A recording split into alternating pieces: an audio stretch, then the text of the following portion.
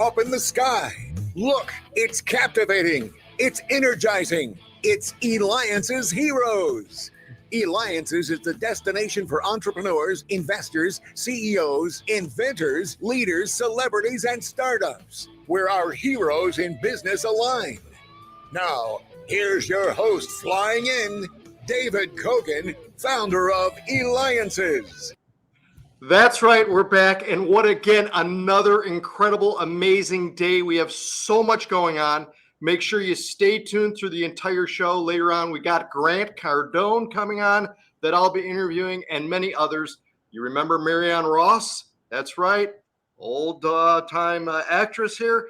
Well, you're in for a surprise of who's going to be showing up with her previously. So make sure, again, you stand by and make sure you go to Eliances.com. That's Eliances.com, because it is the only place where entrepreneurs align. And check out our past episodes when I recently interviewed the co-founder of Pandora Music. So with that, let's get started today. We have their writers, directors, filmmakers for the movie Canyon del Muerto. We have with us Coerte, Voorhees, and Spiro, Frentzas. Welcome to the Eliances show, guys. Hey, David. Thank you. Happy to be here. Right, well, yeah, I mean, listen, so let's jump right into it. Now, this movie, how did it even come to be? Well, first tell us what it is. What's the premise of it and everything? I mean, I know, but we need to make sure that our viewers and listeners know.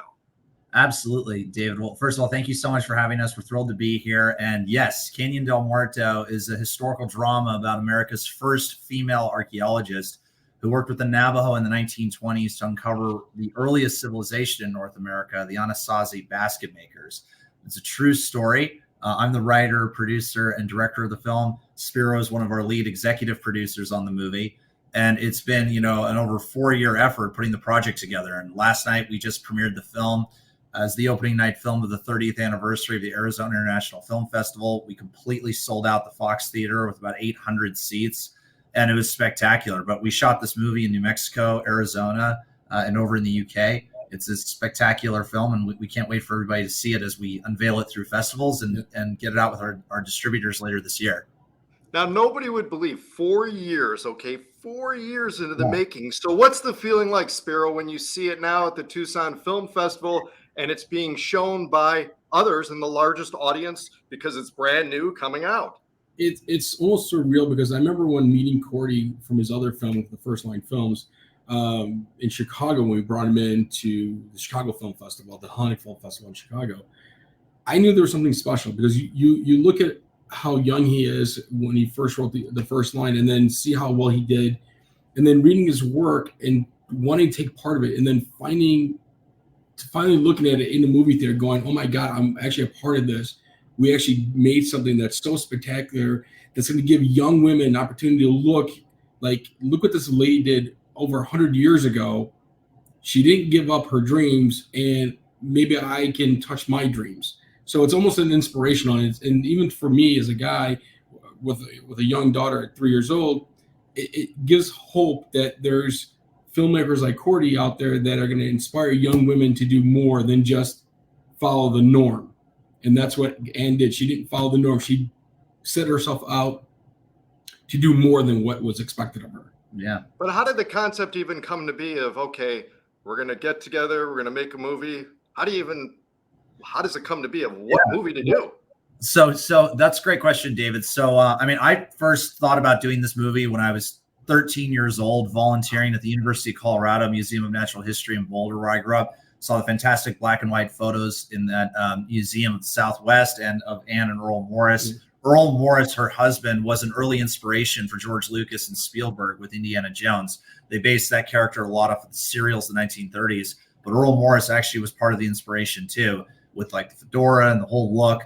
So, the story had been with me for a while, and then I actually came to Tucson to option the rights to the books, because Last Surviving Heir was based here in Arizona, and optioned the material. We have 2 films we're doing. This is actually the first of 2 movies. We have a sequel we're doing for the movie as well. But yeah, David, and what made it incredible is, Spiro and I built a collaboration together who raised the money together. It was a major process putting the financing together for this movie. But what made it more, just an even stronger hurdle, because just getting a script together, getting the money together, the talent. That's all, normal challenges you get with making a movie. But then, we landed right in the middle of the COVID pandemic. We were going to go into production in March of 2020, right when the entire world shut down. New Mexico reopened its film industry on September 8th. We went into pre-production and we shot. But navigating the COVID pandemic through this was also equally, challenging, especially with Navajo Nation, which was single-handedly the largest community, or the community most affected by COVID in the United States. I mean, we spent $1.2 million, $1.3 million on just COVID testing a day, just on the COVID aspect of the film. Right. I mean, think about trying to keep over 200 people safe on a day-to-day basis. So you got to get them tested. Everything's got to be super, you got to follow regimented. Everything has to be followed to the T, or else we're shut down and we can't afford to be shut down. Tell this wonderful story, right? Especially on a union production. So, and COVID affects. People talk a lot about it's the testing and it's the crew, but and basically a whole new department. But it really affects every aspect of the production: delays, schedule, everything. I mean, it's just something else. But think how much easier it'll be the next time you make your next movie. Right. Well, and this was all pre-vaccinations too. That's what we like to remind people, is we were shooting in fall of 2020 and spring of 2021 before we had vaccines. So it was a really tough time. But we got through it. So any stars in the movie that we'll maybe have heard of? Absolutely. So, we have all-star cast in general, but I can just take you from the top really quick. So our lead actor is newcomer Abigail Laurie, who just won a BAFTA for her series with Amazon, Tin Star. And then our other co-star, Tom Felton, everyone will recognize as Draco Malfoy from Harry Potter, and both of them lead the cast. But our supporting cast, we have Academy Award winner Wes Studi, Academy Award nominee Abigail Breslin, Jacob Fortune Lloyd from The Queen's Gambit, Finn Jones from Game of Thrones, and the cast goes on. But we were really lucky, David, because one of the benefits of shooting during the COVID pandemic is a lot of studio films and a lot of series were actually delayed or not shooting. So we had a lot of cast that, wanted to work and get out there, and they liked our film because, as Spiro says, true story and really relevant. And, in our I guess benefit was everything was shot outdoors. So we were shooting everything in an outdoor space versus in a building where you're confined to four walls. We had the great, Southwestern, we had the canyons of, Red Rock, and we were able to film it in outdoor space. So social distancing for us was a little bit easier because people were actually able to be further apart than being confined into one little area. So that worked in our benefit when we were filming. Absolutely. Great. All right. And the website they can go to is what? First Line Film, MSN. filmsnm.com, and also IMDb. And we just did some good press with Smithsonian and National Geographic, who've been following the film, and we're just unveiling the movie now and getting ready to do our festival tour. Awesome. Okay, website one more time here. firstlinefilmsnm.com, and then also IMDb. Great. All right. Awesome. Spiro, you look awfully familiar and stuff. What other movies or commercials have you been in? I've done everything from Walmart commercials to playing a Navy SEAL in Transformers to, Man of Steel. That's my favorite. Small cameo in Man of Steel. And I've gotten actually my son involved, who's 10 months old. He's now the actual face of baby lotion. So he just did that commercial. So he's following in Dad's footsteps a little bit. But I've always loved acting, and being involved in the industry is something that's near and dear to my heart. And being able to collaborate with someone like Coerte and bring stories to life is something that's you can't even put into words. It's something that's magical. Watching him work, his brother work, watching the entire team work together, putting people in the right place at the right time. So we're very fortunate, and I find myself very fortunate to be a part of this project. Yeah, that's absolutely incredible. Again, you guys are doing so much, and I think nobody realizes how much work and time and how many people it takes to put together a movie. I can never believe the credits at the end where it's just the smallest print ever, and Yeah. rows after rows after rows. David, we had something over 92 investors in this project. We were piecing the project together with one investor at a time. It's as much as we like to say, okay, we got one person that wrote a check for the whole $12 million budget. We did. We had to piece this together, so which was great. Is that one of the hardest things, or where do you even start? I mean, where does someone start? They come up with an idea, but then, I mean, how many? There must be a million steps. Yeah, there are, and one of the really significant parts, like Spiro was saying, this is such a collaboration, and we got to give you a shout out too, David, because you helped through your show connect us with Reeve Lindbergh, the daughter of the famous couple Charles and Ann Lindbergh, who are part of our story and part of our movie.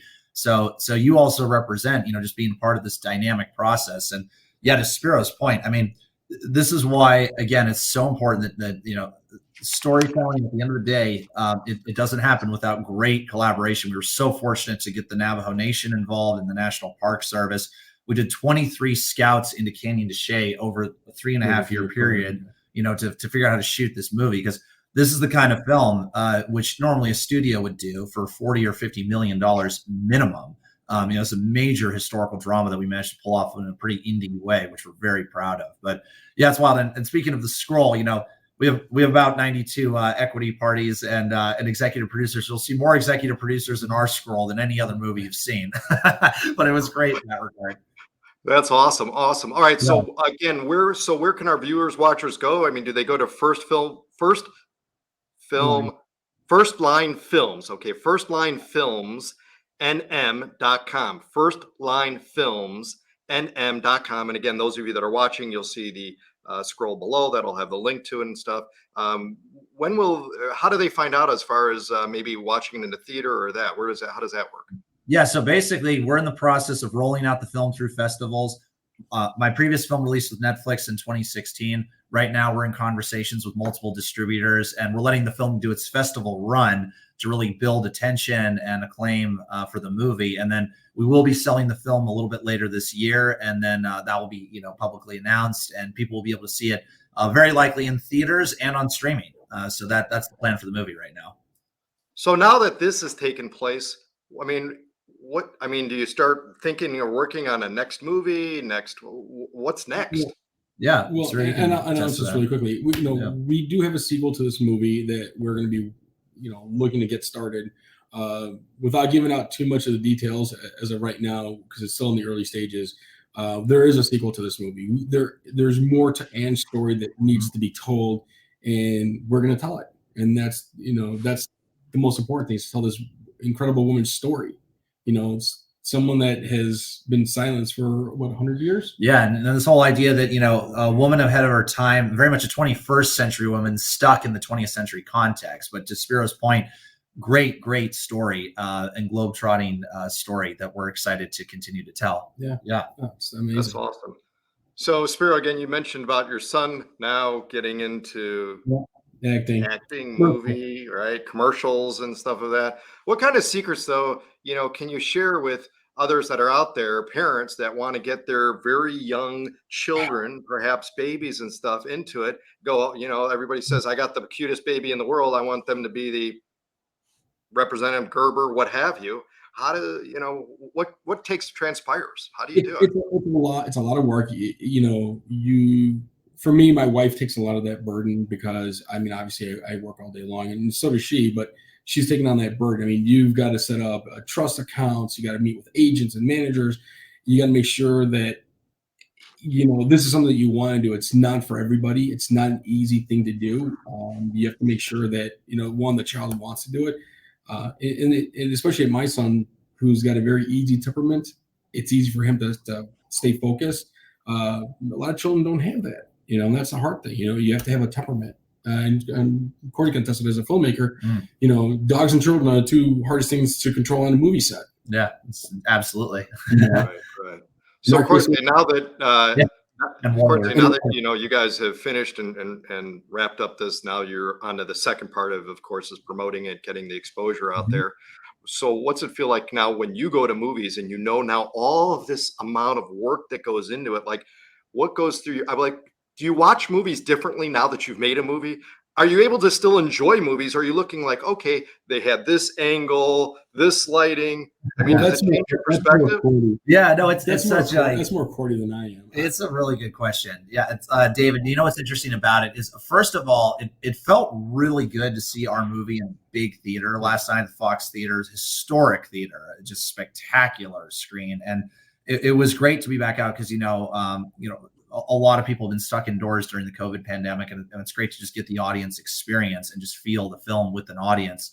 But yeah, it's interesting too because COVID really accentuated the movement towards streaming, right? Most people are absorbing content at home, so you don't often get that shared experience as much as we would 10, 15 years ago. But it still feels great. We're really proud of the film, and it's just, Spiro and I were talking about, it's so great to just sit there and see it all and just enjoy it, because it was truly challenging to put this film together. Putting any movie together is a challenge, and so it's just always very satisfying. And I'll give away a little secret. Watching the biplane fly. Now, I was there. We were there in New Mexico watching it take off, and then coming back and watching the footage.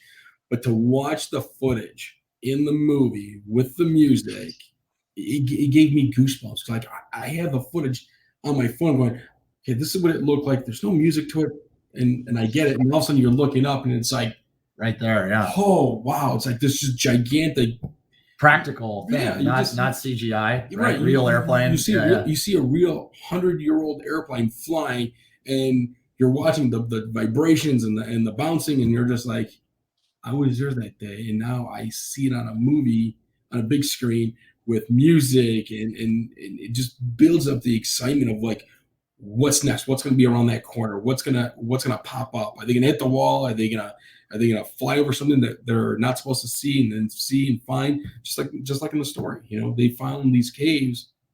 Lindbergh found these caves. Flying his plane, doing surveys.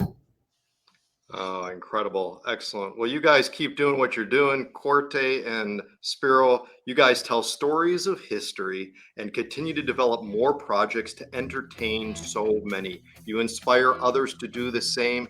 Those are heroes. With that, again, you've been watching, listening to me, David Kogan. Make sure that you go to firstlinefilmsnm.com. This has been David Kogan with the Eliances Hero Show, and stay tuned next as we have Grant Cardone coming on.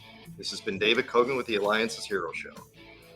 You guys got to dance too. Yeah, right? There you go. David,